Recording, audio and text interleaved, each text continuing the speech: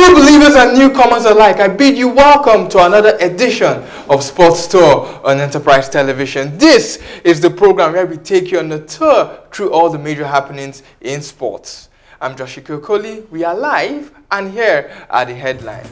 Huge wins for Rivers United, Remo Stars, Abia Warriors, and Katsina United, who dismantled Lobby Stars in match day 4 of the MPFL.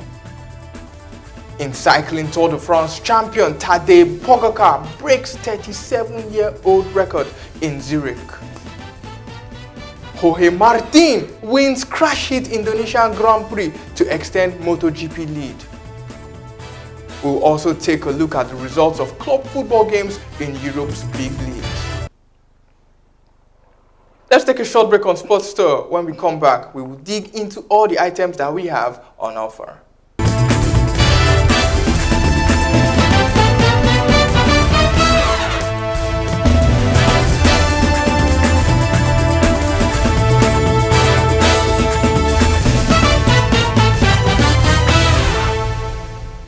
Welcome back to Sports Tour on Enterprise Television. I have here with me the dynamic sports producer and analyst, Ejiro Emini. Ejiro, welcome to the program. Yeah, thanks for having me. Definitely, and we can't wait to hear your incisive analysis on all the happenings in sports. Yeah, I'll be ready for that. Well, let's start off with the fact that match day 4 of the 2024-2025 Nigeria Premier Football League, the MPFL season, churned out breathtaking results across 10 different centers in the country. Early front-runners Remo Stars continued their perfect start to the campaign with a 2-1 win over champions Rangers International at Ikene. Goals from Alex Owoya and Tochukwu Michael gave the Sky Blue Stars the maximum points, despite Kenechukwu Agu's goal from the spot for Rangers. In Port Harcourt, coach Finidi George got the better of his former side as Rivers United defeated Enimba FC 2-0 with goals coming off the boots of Obong Friday and Seyifa Jackson. In Katsina, Lobby Stars continued their woeful start to the season with a 3-0 drubbing from Katsina United at the Bako Kontangora Memorial Stadium in Mina. I can also tell you that 10-man Niger Tornadoes were held to a 1-1 draw by Bendel Insurance. The Majin Mohammed-led Tornadoes side were able to withstand their opponents despite being a man down early in the first half. Abia Warriors defeated Kano Pillars 2-0, while El Kanemi Warriors came from 2 goals down to share the spoils with Plateau United. Let's give you a full wrap-up of the MPFL match day 4 results. Shooting Star Sports Club defeated Coach Emmanuel Amunike's Heartland. Amunike has not recorded any single victory. In fact, he has just 1 point in 4 games in the MPFL for Heartland. Remo Stars FC 2, Rangers International 1. Remo Stars maintain a 100% record. 4 wins out of 4 games played so far this season. Bayelsa United 1, Kwara United 1, Abia Warriors 2, Kano Pillars 0, El Kanemi Warriors 2, Plateau United 2, Rivers United 2, Enimba of Aba 0, Niger Tornadoes 1, Bedell Insurance 1, Katsina United 3, Lobby Stars 0, Akwa United 1, Sunshine Stars 2, Ikorodu City FC once again losing at home 2-1 to Nasarawa United. And on the table, we have Remo Stars topping the table with 12 points from 4 games. This goal that Rangers scored was the first goal that Remo Stars conceded all season in the MPFL. Rivers United as second. Finidi George proving all his doubters wrong, having gotten 3 wins and 1 draw in 4 games. Tornadoes, Katsina United, Sunshine Stars, Enimba wrap up the top 6, where the first 3 will qualify for the continent, while the FA Cup winner will also join the 3rd place finish to participate in the CAF Confederations Cup. First and second make it to the CAF Champions League. The bottom 4, which will be relegated at the end of the season, we have Bayelsa United in 17th, Heartland FC in 18th, Ikorodu City in 19th, and Lobby Stars bottom of the log. Bayelsa United have 2 points from 4 games, while Heartland, Lobby Stars, and Ikorodu all have a single point. Ejiro, quickly, Finidi George winning once again in the MPFL, and Remo Stars maintaining a 100% record. Is this looking more or less like a 2-horse race between Rivers United and Remo Stars? Yeah, they impressed during the weekend. Remo Stars, like we discussed last week, I predicted them to win. I was not surprised. Finidi George is doing a wonderful job. So I feel this 2-horse, this race between the both teams will be emphatical. Definitely emphatic race between the both teams. And let's also not count out Enyimba of Aba, who have 6 points from 3 games. They lost their first game against Rivers, and a win will take them to 9 points and into the top 3 in the Nigerian Professional Football League. Let's move over to cycling and tell that Tadej Pogacar, who earlier this season claimed the first Giro d'Italia and Tour de France double in 26 years, delivered another demonstration of his dominance to add the rainbow jersey to his remarkable collection on Sunday. The Slovene's unique approach to take bike racing won him the World Road Race Championship in Zurich, Switzerland, thanks to an audacious borderline attack 100 kilometers from the finish. He finished solo, just 33 seconds ahead of Australian Ben O'Connor. But there was some late drama as a chasing group that included Olympic gold medalist at the Paris 2024 Olympics Remco Evenepoel and defending world champion Mathieu van der Poel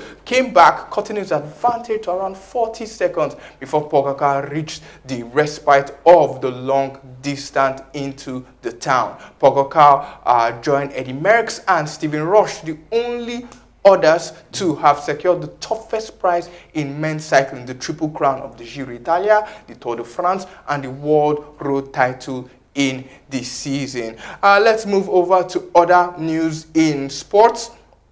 From cycling, we're still going to go to a sport of 2 wheels, but this time to motor racing, MotoGP, the premier class for motorcycle racing in the world, and tell you that Pramac Racing's Jorge Martin led a crash hit Indonesian Grand Prix in Mandalika from start to finish to win his 3rd race of the season and extend his lead over the reigning champion Francesco Bagnaia to 21 points in the MotoGP standings in what was a dominant light to flag win for the Spaniard. The chaotic race saw just 12 riders make it to the checkered flag, with Pedro Acosta holding on to 2nd place.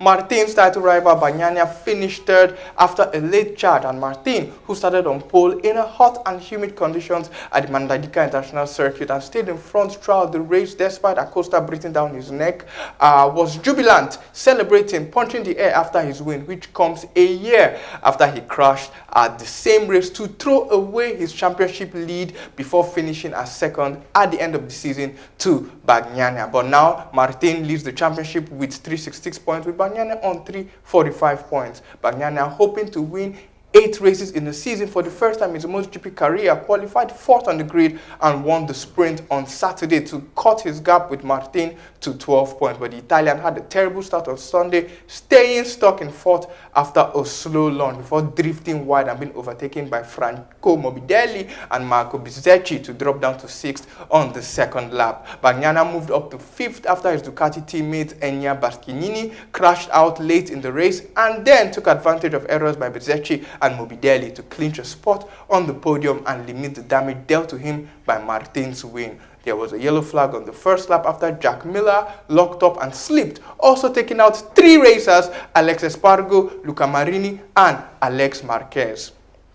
Meanwhile, the brother of Alex Marquez and 6-time MotoGP champion Marc Marquez, who began on the 4th row after crashing twice during qualifying as he suffered technical issues midway through the race and was forced to leap off his flaming bike, which caught fire, to cap off a very chaotic and dramatic Indonesian Grand Prix. There are 5 races remaining in the 2024 MotoGP season, taking place in Japan, Australia, Thailand, Malaysia, and the season will end in Spain.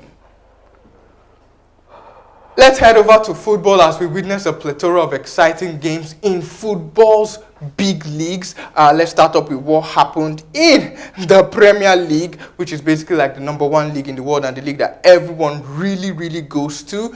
Manchester City traveled to St. James's Park and played a 1-1 draw against Newcastle United. Nottingham Forest lost at home to Fulham by a goal to nil. Everton defeated Crystal Palace 2-1. Chelsea 4, in fact, not just Chelsea, Cole Palmer 4, Brighton 2. Brentford played a 1-0 draw with West Ham. Arsenal, to the shock of many and of course to the celebration of their fans, defeated Leicester City 4-2. 2 late goals giving Arsenal the win. Wolves lost at home by 2-1 to Liverpool. And of course, we also saw Ipswich play a 2-2 draw with Aston Villa. And Man United, Bruno Fernandes getting a red card as Man United lost, demolished, humiliated against Spurs 3-0 at Old Trafford. Old Trafford has fallen down. Old Trafford is no longer a fortress like it used to be. Is this the end of the road for Erik ten Hag? With the way his team has been playing this season, I don't still see Man United sacking Ten Hag. It's up to the this thing. It's up to Man United board, but I don't really know. During the match, like I said, Brennan Johnson, like we discussed last week, he scored again, and early in the game, that is four goals in 4 matches for him, and he has been exceptional throughout. The unfortunate for their captain who got a red card, Bruno Fernandes, and it saw Man United crumble. You saw last 2 weeks, everybody was shouting at Arsenal, why would they defend? Why would they hold against a dominant Man City? Why would we stay back? Even though we ended up drawing the match, you see what happened against Tottenham, and Tottenham went all in, and he ended 3-0 against Manchester United. Now let's look at the title contenders in the Premier League. Liverpool are now top of the table with a 2-1 win at the Molineux. Wolves at the other end of the table as well, facing relegation troubles this season. Arsenal 4-2 win against Leicester. Man City held by Newcastle, their second draw in 2 consecutive games, despite going 4 games on the bounce with a 100% record. Now having 2 consecutive draws. Is Rodri's absence being felt at Man City, or is it something that we should expect because Arne Slot and Mikel Arteta are here for the picking, are here to take the title? I'll say Rodri, first of all, is an important player for Man City, and him injuring throughout the season, it's going to take a toll on Man City. But once De Bruyne is back, they can get back on their feet, but it won't be like how they expect it to. In January, I feel there are already rumors that they are Pep is already looking into another defensive midfielder during January signing. And as for Arne Slot and Mikel Arteta, they are already proving themselves. Slot, this is his first season in the Premier League, so let's see how it goes. You saw he flunked against Nottingham Forest, so I don't still see him battling against Pep and Arteta because it's still his first season. He might still shake during the road down the journey this year's Premier League. So as for Arteta is already proving himself. He just needs his midfield back. You see his midfield signing Moreno has not played a single game. Picked up a hand injury. A hand injury, and by next week he'll be back in training. So yeah, Arteta is coming back with his full. He's coming back after the international break that is coming up next week or this week that is coming. After this weekend. Yeah. So yeah, by that time, Odegaard and Moreno will be back, and Arsenal will have their full squad ready for the competition. Still talking about full squad for the competition. Pep Guardiola sold Cole Palmer to Chelsea, and Palmer is banging in the goals. We saw him last season.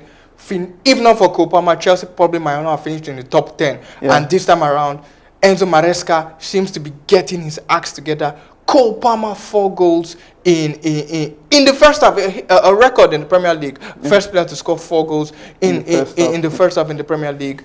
Chelsea 4, or should we say Palmer 4, Brighton 2. Are Chelsea also a team that we can say will compete for the title alongside Liverpool, City and Arsenal? Yes, I can say Chelsea will also compete for the title. But I'm not saying they will win, though, but they will actually give those three teams a very big struggle, because you can see Palmer, he won young player of the year last season, and he shows that he deserved it. He created 3 chances in that game and also 4 goals. Of course, come on, he's proving to be exceptional. He's good with spot kicks. He's good with free kicks. He's a dynamic player, like a dynamic analyst. If you also put him with a top striker, if you look at it, most chances that he created for Jackson were missed.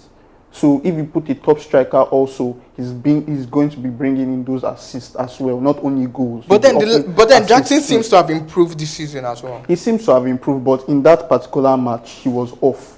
So yeah, you also bring in a top striker for and if you notice, Palmer didn't play his normal right wing. He was playing through the middle as a cam. So him being versatile enough, it's actually a very good thing for Chelsea, and Maresca should just utilize him, build the team around him, and Chelsea will be up and running. Definitely Chelsea will be up and running. Manchester United fans, hide your head in shame because the Premier League is not going rosy for you this season. In the Spanish La Liga, let's tell you that, of course, Real Valladolid and Mallorca started the match week. Mallorca defeated Valladolid away from home 2-1. Getafe 2, Alaves 0, Rayo Vallecano 1, Leganés 1, Real Sociedad 3, Valencia 0. Osasuna defeated Barcelona 4-2, handing Hansi Flick his first competitive loss in the La Liga. He also lost to Monaco in the Champions League. The Champions League is back this week.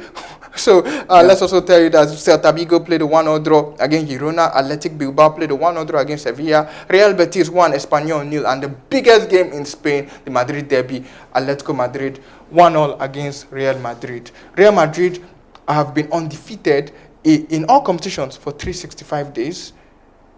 Yeah. They could have won against Atletico Madrid, but they failed to win. That's why Atletico being a man down. Is this 1 point a loss to Madrid or a win to Madrid, taking into the fact that yes, they are playing a tough opposition, Atletico Madrid, but then Barcelona lost to Osasuna, a team they shouldn't be losing to? I feel if you're drawing small games, it will actually affect your points. Okay. Look at it, they were leading for almost all of the game, all of the minutes during the game, and Atletico scored in the 96th minute. Yeah. The red card is, I would just say it was just 98. Atletico had already scored before the whole celebration, the fracas, the throwing of stuff on Courtois. High and stuff like that. So at the point they suspended the game, right? Because of how they were throwing. Fans were throwing trash towards Courtois. So yeah, I feel Madrid should actually focus on themselves. They shouldn't focus on another team. Barca, it was very sad for them because 4-2 and stuff, and it's their first loss. But they will be back. I don't have any problem with them. They will actually bounce back from it in their next upcoming game. Definitely in the upcoming games, and we right here on Sports Store on Enterprise Television will give you more updates on what is happening in the world of sports. Quickly, let me run through the results of games in Italy. Napoli defeated Monza 2-0 to remain top of the table. Empoli played a goalless draw against Fiorentina. Como Fabregas winning a second league game as the manager of Como. 3-2 against Verona. AS Roma 2, Venezia 1, Torino 2, Lazio 3, Bologna 1-0 against Ademola Lookman's Atalanta. Genoa 0, Juventus La Vecchia Signora defeating them 3-0. Udinese 2, Inter Milan 3, and AC Milan defeated Lecce 3-0. Theo Hernandez got on the score sheet and became equaled Paolo Maldini's record to become the highest scoring defender in the history of the Serie A. In German Bundesliga, that's where we wrap up for the day. Hoffenheim lost at home 3-4, 7-goal thriller to Werder Bremen. Holstein Kiel against Eintracht Frankfurt. That game was a 6-goal thriller, ended 4-2 in favor of Eintracht Frankfurt. The biggest game of the weekend in Germany, Bayern Munich played a 1-1 draw against champions Bayer Leverkusen. Augsburg lost to Leipzig 4-0. Freiburg 0, St. Pauli 3. Wolfsburg 2-2 against Stuttgart. Mainz 5-0, Heidenheim 2. Mönchengladbach, Borussia Mönchengladbach 1, Union Berlin 0. And of course, Borussia Dortmund defeated Bochum 4-2. Quickly, Munich against Leverkusen.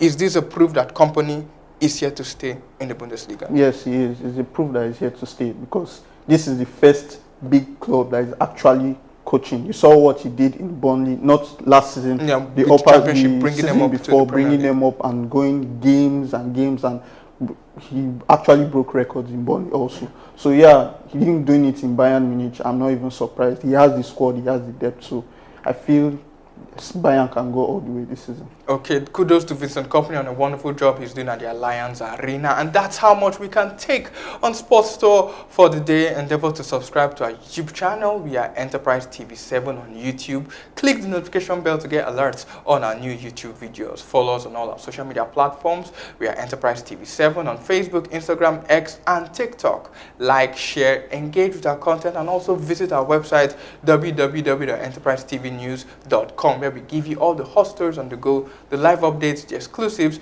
and the news you can use. Moreover, if you want to partner with us on Enterprise Television, you want to place your product on our platform, and for all sponsorship and advertising inquiries, kindly send a mail to enterprisetv7@gmail.com, or you can send a DM to our aforementioned social media handles at Enterprise TV7. Idril, thanks once again for being on the program. It's always lovely to be by your side.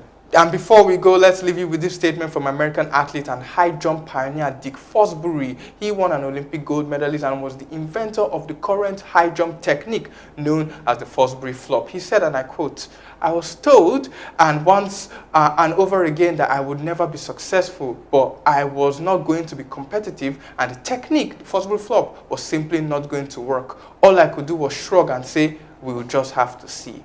End quote. A call to never let your detractors bring you down, because if Fosbury had listened to his haters, he might have missed on becoming an Olympic champion and also creating high jumps predominantly used technique till date. I'm Joshua Okoli, and I want to thank you for the privilege of your time. Until next time on Sports Store, hasta luego.